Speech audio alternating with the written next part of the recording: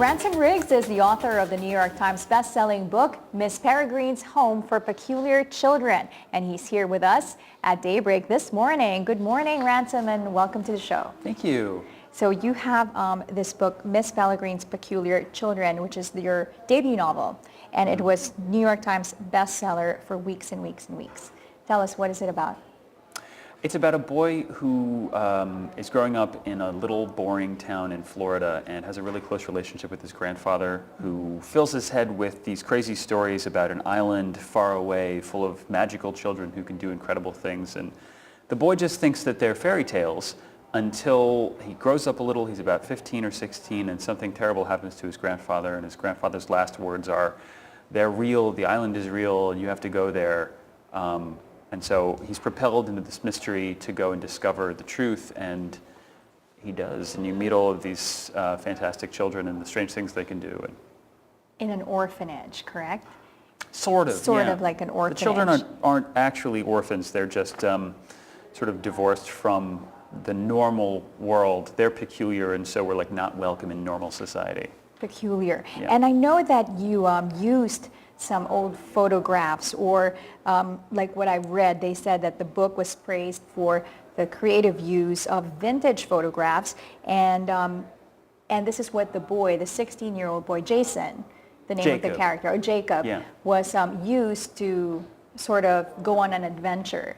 He discovered some old photographs of his grandfather. His grandfather has this like cache of old photos that he uses to sort of illustrate the stories he tells when Jacob is young, like, and this is the one who could make fire with her bare hands. And Jacob's like, ooh. And then later he grows up and thinks they're just trick photos or something, that's not real. But when he goes to the peculiar children's home and meets the kids, they look just like the old photos, and he's super freaked out. Super freaked out, and that's where the adventure begins. Mm-hmm. And I did look through the pictures of one of the books. This is the sequel to your first book, and in the photos, most of them are quite similar to these, very eerie and kind of like speaks to you in a way.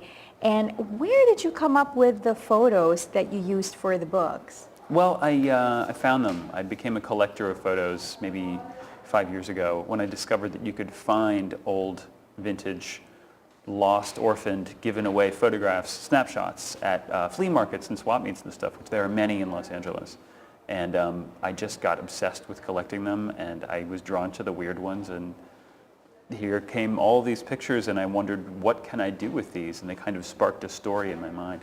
Okay, and I know that I read about you, your background, and you sort of grew up with hearing ghost stories, and is that true? Oh, we all did. We all Who did. didn't That's true. That's so true. I hear the Philippines is like the place of amazing and really frightening ghost stories. I'm still hoping someone will tell me one. Yeah, you should do some research over here. There are some frightening Witches and spirits and things. Good stuff. So is this the reason why you decided to write a novel like this? I grew up loving like Stephen King and the Chronicles of Narnia and Monty Python. And somehow this is the wicked love child of all three of those things, I think. And I also know, which is amazing, that the movie rights have been sold, and that possibly Tim Burton is set to direct the film? Yeah, they're shooting this summer. That's great. So how'd that all happen? Well, I had nothing to do with it. I was just like, he wants to make the, yes, okay, great. Super thrilled. I've loved Tim Burton since I was old enough to understand what movies were. Tim Burton, yeah, it should be a great film. And so you started with Peculiar Children, and now there's a sequel, which is this book that I'm holding right here, Hollow City. How does the story continue in this novel?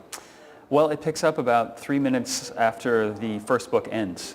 Okay. There's going to be a third book after this, and the same is true. The end of the second book and the beginning of the third book are just sort of joined. So the 3 books are kind of one big story.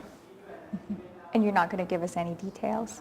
No. Of the third book? Well, yeah. Well, I'm sworn What's to coming up with the silence. third? Well, this one, a little bit about this one. In the first book, Jacob goes through, finds himself in an orphanage and meets the peculiar children. And then what happens in this book? Well, they come under attack by these horrible creatures called the Hologast, Okay. whom only Jacob can see. They're invisible to everyone else. Okay. Jacob and his grandfather could see them.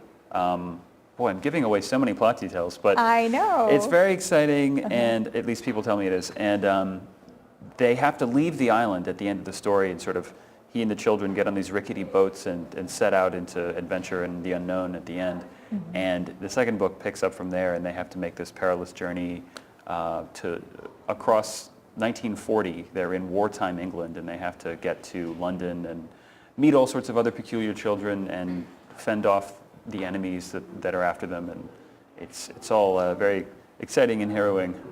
Right, in connection to what you said, your book was said to be, has very good characterization and setting. So I can just imagine it already. You know, I haven't read it yet, but I can see how it could be that way. And so also, there's a third one coming out. When is that going to be out? Next year, probably next summer. Okay, so you're still working on that. Yeah. So right now, this Hollow City and Miss Peregrine's Peculiar Children is out at National Bookstore. So if you guys want to go grab a copy, it's a great book. And I guess another question: who is Miss Peregrine, and what character does she play in the story? She's like the headmistress of the children's home. Mm-hmm. The sort of setup of this world is that, like, along with our world, there is a whole other society of peculiar people who can do strange things but are sort of rejected from society and feared by it and unknown. And they're gathered up and protected in groups by these matronly, powerful figures called imbrants, who can manipulate time and turn into birds and protect the children. So Miss Peregrine is just the one that Jacob comes into contact with in the first book. Okay, and when you say peculiar children, what do you mean by that?